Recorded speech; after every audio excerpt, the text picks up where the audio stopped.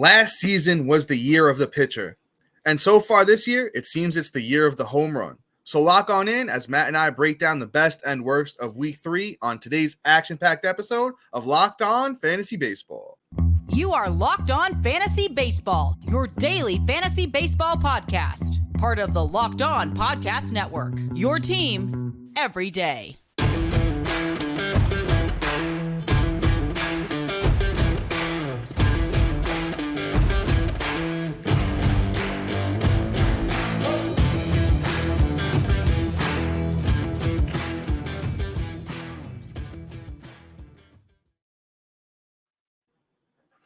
Hello, fantasy baseball fanatics, and welcome to the Locked On Fantasy Baseball podcast, brought to you by the Locked On Sports Network, your team every day. As always, we're your number one source of fantasy baseball knowledge, and thank you for making us your first listen each and every day. I'm your host, Dominic Martino. Here, as always, my brother, my co-host, my partner in crime, Matthew Wane. Yo, it's good, bro. How you doing? You can find us on all social media platforms and podcasting apps. Just search for Locked On Fantasy Baseball, and we'll be there. Also, if you're watching on YouTube and you haven't already, just hit that little bell below. It subscribes you to the channel, gives you a notification every time we drop a new episode. And we would definitely appreciate it if you could, throw us a little like and subscribe as well, because we'd love to talk fantasy baseball with you. This episode is brought to you by the Ultimate Baseball GM app. Download Ultimate Baseball GM today and experience what it's like to be an MLB GM. Use the promo code Locked On for when you download the app, and you get 100% free bonus. So on today's episode, Matt and I are recapping all of the action from Week 3, covering some of the best and worst players from the past week. And boy, oh boy, what a week Week 3 has been, with the ups and downs and just a lot. It's fun to be in the swing of things in fantasy baseball over here. But Matt, who's been one of the hottest players so far this week? Who we got up first today? Bro, this guy Adolis Garcia, bro. Jesus. My guy, yo, he's just killing it. This is when I saw that he was just not doing as hot to start off the year, was a little baffling, because I just figured, he's going to take off, and here we are. He's taking off like a rocket ship. And this week alone is just ridiculous. 9 runs, 4 bomb skis, 14 ribs, batting .364. The only thing missing is the stolen bases from him this year, which, funny enough, he had 25 last year. So, he has another week like this and adds in 3 stolen bases, and Lord have mercy, he's the best player in baseball that week. Adolis can go off at any time. I think he's in for a really big year. And, that's why I rose on him as we got closer to the draft season, because this kid could light up and just go 30-30. I think it's in him. And he's already starting to roll this way. So let's go Adolis Garcia. What a hot week so far. Yeah, Mr. Adolis on April 22nd goes 5 for 5, 5 runs, 3 homers, 8 RBIs with the monster game. Just put his stats right back where everyone was kind of expecting him to be. And Matt, what you mentioned is a great point. We still haven't really seen the steals yet from him. We know he's capable of it. The sprint speed seems pretty much fine with him. So I'm not really too worried about him stealing those bases.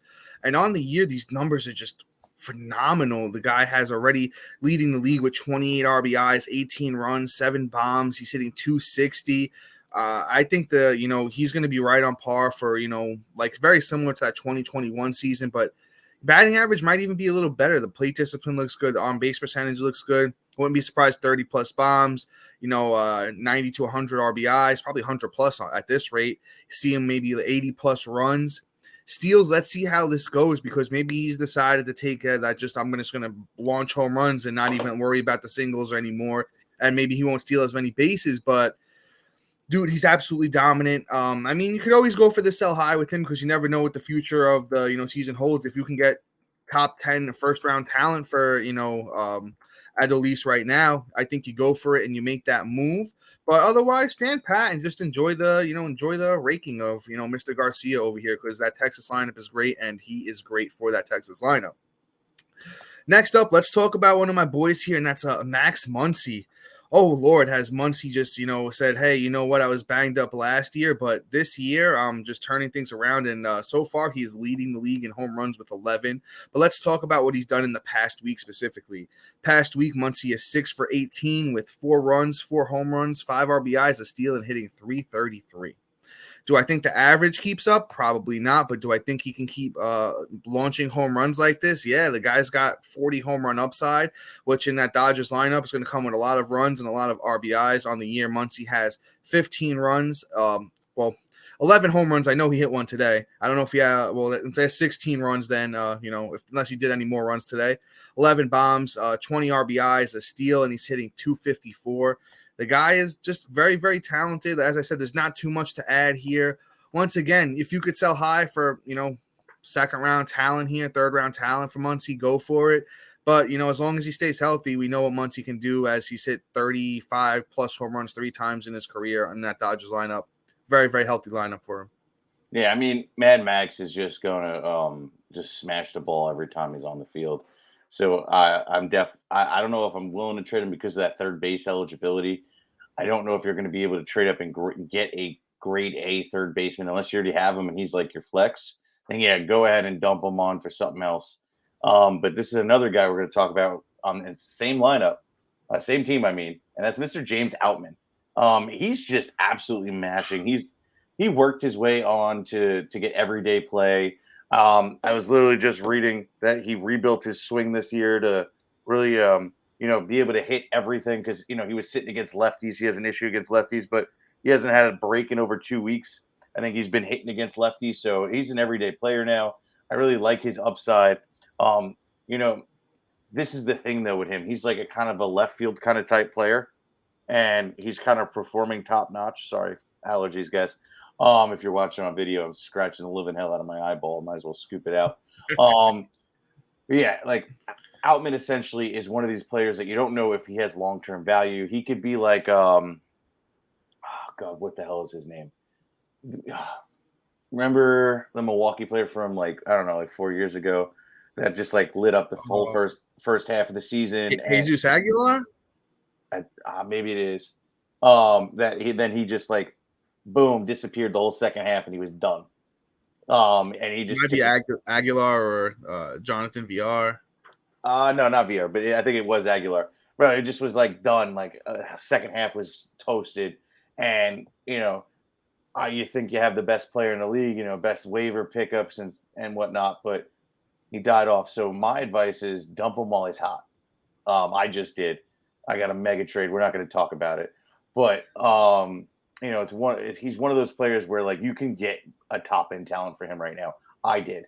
And let's just say I walked away with Sandy Alcantara and some other things with throwing in a couple small bits and pieces. So James Outman is a nice key player that you can get off your lineup for a high bounty and scoop up some players that are not performing as well that are going to bounce back if you go back to our sell high, buy low and sell high episode. Those are the guys you probably should be targeting. Outman is a great sell high right now, and I'm all about it. And he's going to be rocking till he doesn't. So see if you can dump off him. James Outman, peace. Yeah, I do like James Outman. I'll be honest. I probably should have did a little bit more research on him coming into the off season, and he was just one player that I guess I kind of missed on. There's so many names that when you're a fantasy baseball analyst, it's kind of tough to get everybody the deep dive that they deserve. And I totally missed the 2022 in the minors. He had 101 runs, 31 doubles, 7 triples, 31 bombs, 106 RBIs, and he hit 294. So as Matt said, there is the chance that he clicks and he's there all season hitting great in that, in that Dodgers lineup. But here's the thing is there's not a better time to sell hot. And as Matt said, he got a huge haul for Outman and a couple other pieces. So if you can circle a trade around James Outman, the thing is, he has 2 home run games in the past week. Not going to happen again. He went 4 for 5 with the 2 bombs the other day. And then on April 20th, he went 2 for 5 with, 2 bombs as well, 5 RBIs. So right now you strike while the iron's hot and you try to make that move to get rid of Outman for some top tier talent. I do like James Outman though. So if you decide that he's your guy and you want to rock out with him, absolutely go for it. He has been hitting 5th in the lineup recently, hit leadoff a couple of times, so it looks like the Dodgers do like him. So it's kind of see what you want to do. If you can get a haul for him, by all means, go for it. If not, then you know what? You just hang in there and you'll see what the season holds for Mr. Outman. Yeah, before we start talking about the rest of these, high performers and guys that kind of pooped in their big boy pants, I'm really excited about our new partner and sponsor of today's episode, the mobile app, Ultimate Baseball GM. Ever dream of becoming an MLB GM and managing your own professional baseball franchise? Well, your dream can come true now. Manage every strategic aspect of your team, play through the season, and lead your team to glory. You're responsible for hiring the right coaches and staff members, managing the finances, scouting players, signing players, dealing with difficult personalities, navigating through all the ups and downs of the franchise throughout the season. Ultimate GM is completely free and playable without Wi Fi. Play on your go when you want, where you want. I've been absolutely hooked on this thing. I can't put it down. Unfortunately, my wife is yelling at me, but it's just one of those things where like I can play against Dom and I can talk smack more baseball because now I got my whole franchise, not just my fantasy team where I'm whooping butt. So it's a great way to just keep the baseball juices flowing. So our listeners, if you go when you download the app, get a 100% boost when you use the code locked on in the game store. So make sure you check that out. And to download the game, visit probaseballgm.com, scan the code, or look it up in the App Store. And that's probaseballgm.com. Start your dynasty today. We also want to thank our everydayers, new listeners, for making Locked On your first listen each and every day. Be sure to look out for our new episode tomorrow for our waiver wire episode part 1 for the week, where we come in and we give you every single person you need to add and get that done. All right, guys. So, Dom, go ahead and take it away with this next guy here. So next up, we're going to move into a couple of aces that have just been super ace-like, and the first one up is Mr. Zac Gallen, and oh, Lord, has he just picked up where he left off last season. The last 3 starts for him have been phenomenal with 211 strikeout games and no earned runs, and then he mixed in a 7 strikeout game in the middle of there. But let's talk about the 2 over the last week specifically. 13.2 innings pitched, 2 wins, 18 Ks, no earned runs, and a .29 whip. Zac Gallen, somebody I'm not selling high on. Absolutely not. You would need to give me, honestly, and it might sound crazy, but if you give me Sandy Alcantara for my Zac Gallen, I feel like it's half a dozen of one for, 6 of the other, which I need your soul. Yeah, exactly. Your firstborn, maybe your car. I don't know, your house at that point. Because Zac Gallen is just that guy, man. He's a top 10 starting pitcher, hands down. He's still super young. Well, not super young, 27 years old, so he's still fairly young. But the thing is, the kid is just one of the best pitchers in baseball, and it's like, unless you're giving me a super, super, super haul for him, not doing it, not even considering it. Just give you his numbers on the year real quick. Zac Gallen's 3 wins, 1 loss, 2.59 ERA, 5 starts, 31 innings.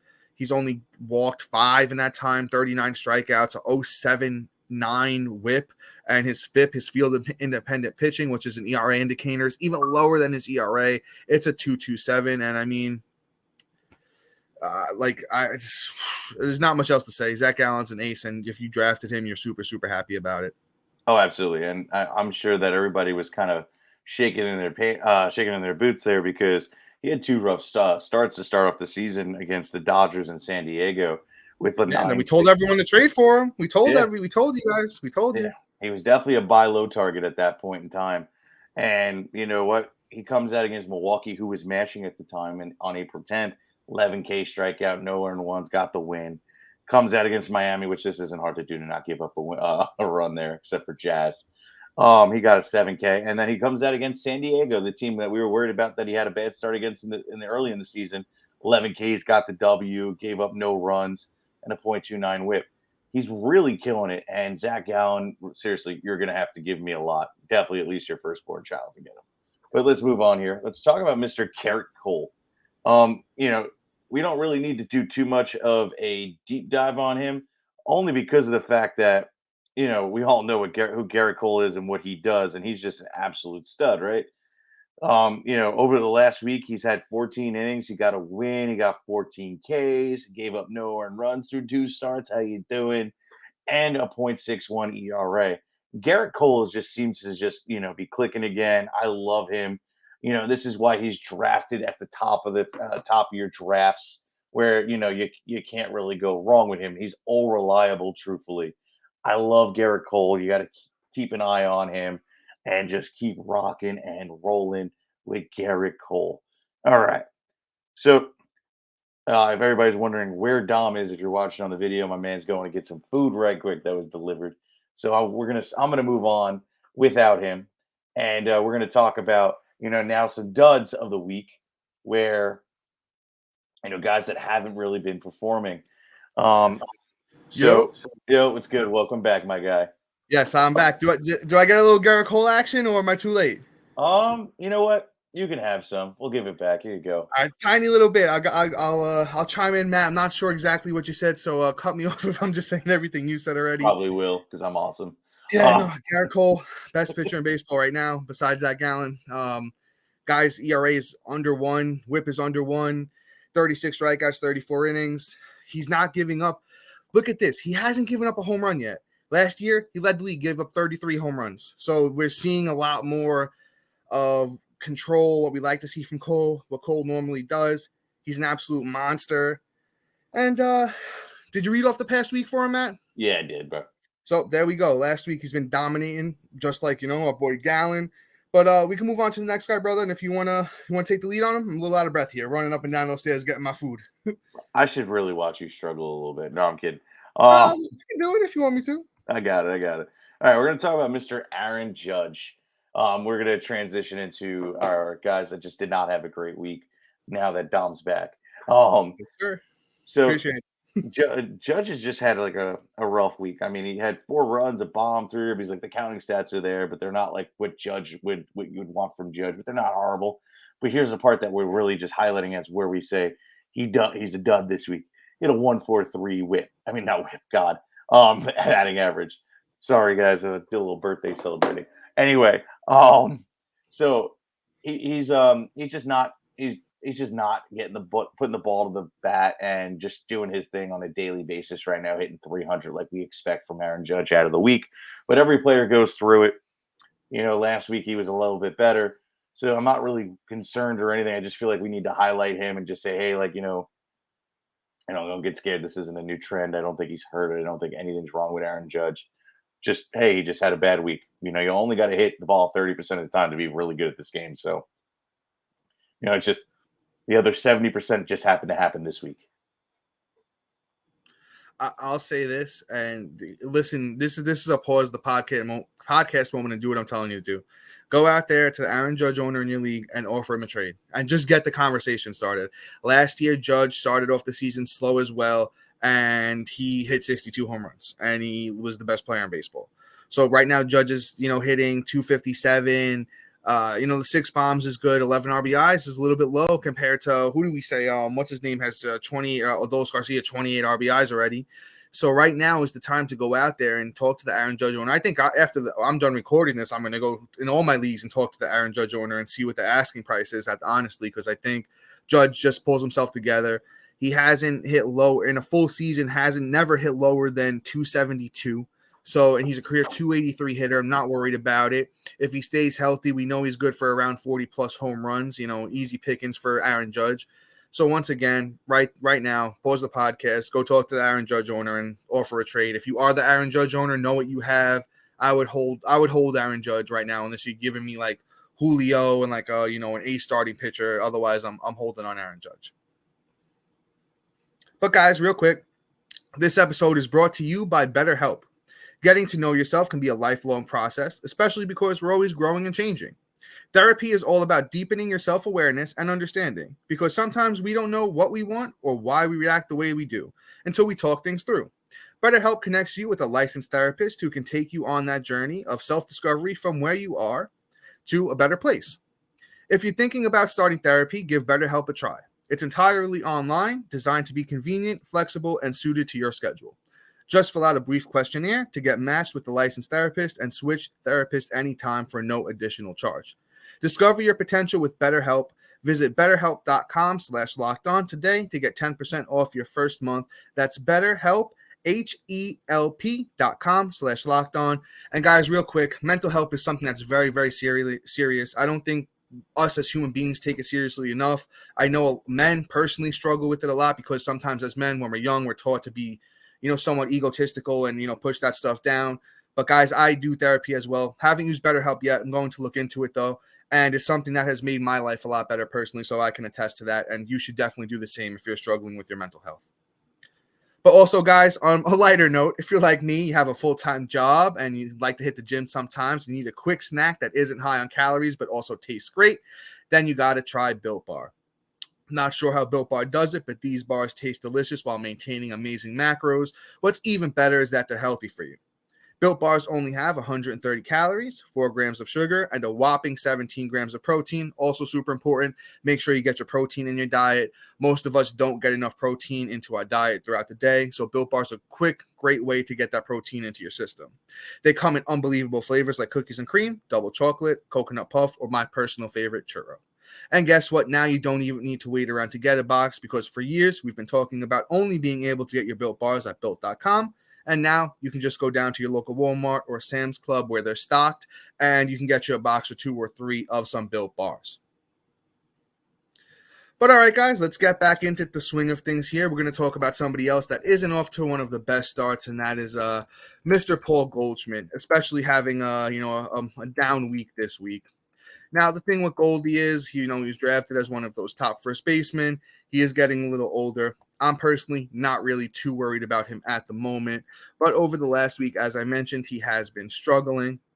And I'm pulling up these stats for you guys right now. So over the last week, Goldschmidt is 3 for 20, 4 runs, 1 home run, 1 RBI, and he's hitting 150. Once again, I might not be as high on him as I am on Aaron Judge, but now is the time to go out there, throw that buy low offer on Goldie. He is hitting 280, but on the season, only 2 home runs, only 9 RBIs, only 12 runs. He does have 2 steals and, 14 walks to 15 strikeouts. Not everybody checks that stat, so go out and make that offer still. So you see that plate discipline is there. The home runs are a little bit low. Last year, he had 35, 115 RBIs, won the NL MVP. So, even Goldschmidt at 35, I'd still be willing to go out there and trade for him and see what you can get, even after the slow week this week. Yeah, for sure. I mean, Goldie, I don't think is lost if the other shoe has not dropped yet. He's somebody I think that's going to age like a nice bottle of wine. So, I think Goldschmidt is going to be a solid, buy low target for this week. Let them freak out and just, play the game and be like, yo, man, you might have to break out the walker. I'm willing to, kind of take him off your hands type deal. And if I have to pay the nursing home bill, I will. But yeah, let's move on here from Goldschmidt and let's pull out Daulton Varsho. He just had a rough week, kind of like a rough start to the season, in my opinion, because he's not doing what we really expected. The only reason that, I was drafting him was basically for a catcher, not for outfield, because he's going to play every day, and he had the upside to boot. So this last week, I mean, he got a bomb today, thank God, but he has 2 runs on the week, a home run, a rib, a stolen base, and batting like 110. That's not good. That's not good. And even on the season, last 2 weeks, before I get to the season, last 2 weeks, 6 runs in 2 weeks. That's putrid. No home runs except for the one he just got today. 1 ribby because he got the 1 today. 3 stolen bases. That's nice. And batting 150. That's not good. And then, for the year so far, 11 runs, a bomb, 4 ribs, 4 stolen bases, and batting 222. Now, the batting average is the only thing that's actually on par. It's the only thing that's right. He's just when he's hot, and when he's bad, he's bad. But the no home runs, the no ribs, and the no runs. I'm a little disappointed now, especially that he's on the Toronto Blue Jays, that the runs and ribbies aren't up either. So he's just not hitting the ball. Now, he could be a product of my rule where new team, new year, where he may take a little time to develop. But the problem is, though, is you're gonna be stuck with him for a little bit, and you might want to go out there and find a replacement. Unfortunately, also Logan O'Hoppe went down today. I don't know if you saw that, Dom. So he's not even a viable option to replace him. So you might want to go out and see if anything happens. O'Hoppe. Oh yeah, no, that was the other day. I was watching the game. It was against the Yankees. He tore the labrum in his shoulder or something, right? Yeah, he's gonna be out for a bit. So now, 4 to 6 months. I saw 4 to 6 months. So now he's out. Unfortunate. We love O'Hoppe. Yeah. So now he's out in that matter of fact. So you might want to try and package him and get a catcher in another trade. Maybe go after an unperforming. Not underperforming, but I guess for him it would be Wilson Contreras right now and kind of scoop him up if you could. That's my take on Daulton Varsho, unfortunately. Yeah, I'll be honest with you, Matt. If we were breaking out the old worryometer or the worryometer, he's at like a 7 for me. I'll be honest with you. He's really only had that 20. The last year was his only year where he really had a full year where those stats were monstrous. Because even in 2021, he only played 95 games. I know they were pretty solid, but we're going off of 1 year with this guy. I know he has the talent. But I'm worried, man. He could hit you 25 plus bombs and steal you 10 plus bags at the catcher position. But don't forget, in those dynasty and long-term leagues, this is the last year he's most likely going to have catcher, because he's not really going to play a lot of catcher this season at all. If he gets you those 5 or 10 games, whatever the eligibility is in your league, I would be kind of surprised at this point. But man, Daulton Varsho, it's tough. It's tough bacon with it right now, because you're not going to be able to sell him for anything. There's not many catchers on the waiver wire right now. I'm just very, very worried about Varsho, and just somebody that I'm not sure what to do with right now, because there's not too much you can do. You kind of just got to ride it out and see how things go. But all right, guys, we got a couple of pitchers here for you on, that have been on the struggle bus so far, or at least for the last week. And the first one up that we're talking about is Mr. Julio Urias. And, Julio's been pretty solid on the season, but the last week has been a struggle for him. The last week, Julio's 9 innings, 10 Ks, no wins, 7 ERA with a 2 whip, which has been, not helping your team at all. Once again, the last 2 starts have been a little bit of struggle against the same team, which is the Cubs. So, maybe the Cubs just have something figured out against Julio, so I'm not too worried. Once again, this is a guy, though, in the same sense of Goldie and Judge, that I'm looking to go out and trade for right now. If you could go talk to the, Julio owner, who might be a little bit pissed about the last week, and be like, he's been struggling, throw out that 7 ERA over the past week, the 2 whip, and be like, oh, who struggles against the Cubs? That kind of talk. You get Julio on the cheap. Definitely will help your fantasy team in the long run, because Julio's been great the last, 3-4 years. I'm not really worried about him. Stuff looks good still. Just a little, blip in the radar here for Julio, because we know if this was in the middle of July, no one really be worried about it. But, you get overreaction theater in the first month of fantasy baseball. So Julio, definitely go out and trade for him right now. Yeah. I mean, I don't know if I'm one of the guys that's going to be giving up on him. It's only his first bad start, but you can try at least. Yeah. I mean, it does. You got to shoot your shot. You won't know until you shoot your shot. I'm not worried about him at all. But let's move on here for Mr. Dylan Cease. For anybody that doesn't know Mr. Dylan Cease, he must be new to baseball. But hey, he's he had a rough outing against Tampa, which is right now the best team in baseball. He went out, gave up a bunch of runs, 6.75 ERA, only had 5 Ks in 4 innings, which is unlike him, and a 1.75 whip. Right now I just look at it and I just go, hey, I'm going to chuck it up to whatever. He's going to bounce back, in my opinion. He's probably going to have a tough matchup against maybe Toronto if they let him run out, or it's going to be the next series after that. Looks like Tampa Bay again. So if it's Tampa, that's going to be a little rough. I don't know if I'm rolling out there. I'm probably going to have to, because he probably is like my pitcher 2. And you know what? It is what it is.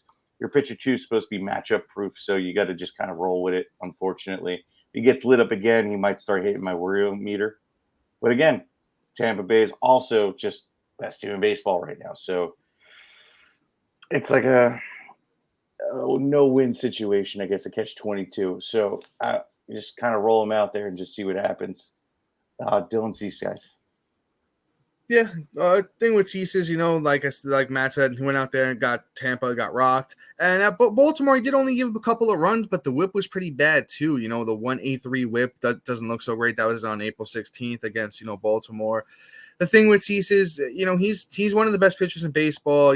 Very, very good at striking guys out. The ERA has been, solid the last couple of years. Whip was amazing last year. Let's just see how things go with Dylan Cease. I'm still probably, I would throw an offer his way if the owner's a little bit worried, but, the numbers still look pretty good on the year, so that might not even be the case. But I'm not too worried about Dylan Cease at all. Just wanted to talk about his little bit of a ride in the struggle bus this week. I'd give him about a 2 on the old worryometer if we were talking that. But guys, that looks like it's about it today for us. So, please be sure to like, subscribe, comment, rate, and review. Check out our website if you already haven't. A little bit of information about us. And you get access to all of our episodes on there as well. And we just want to thank you for making us your first listen each and every day. If you're an everydayer, or even if you're new here, we love all of our fans the same. And we will be back with a new episode tomorrow talking about some of the best waiver wire ads for your fantasy team. But guys, until then, see you.